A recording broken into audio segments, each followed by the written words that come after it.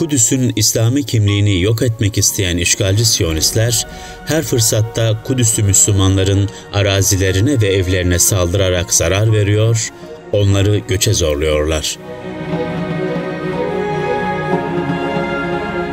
Evlerinin yıkılması, arazilerine el konulması, yüksek vergiler, ticaretlerinin engellenmeye çalışılması, mahkeme cezaları ve tutuklamalar gibi daha birçok baskılara maruz kalan Kudüslıler, ekonomik yönden büyük sıkıntı çekiyorlar.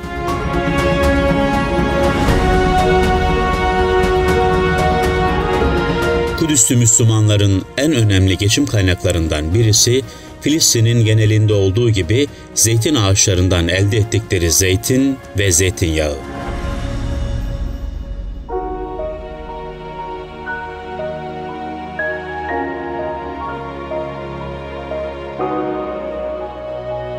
Fanatik Yahudiler özellikle hasat döneminde zeytin ağaçlarını keserek veya yakarak Müslümanların bu önemli gelir kaynağını yok etmeye çalışıyorlar.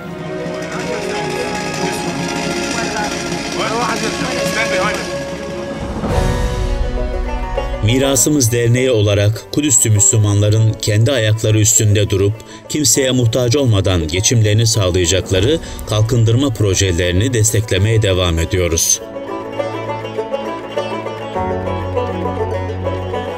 Arazileri zeytin ağacı dikilmeye müsait olan Müslümanların talebi üzerine bu arazilere zeytin fidanı dikerek geçimlerine katkı sağlayıp topraklarını daha verimli kullanmalarını amaçlıyoruz. Siz de bir fidanla hayra vesile olabilirsiniz.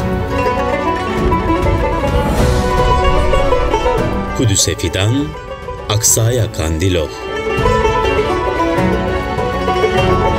Mirasımız Derneği.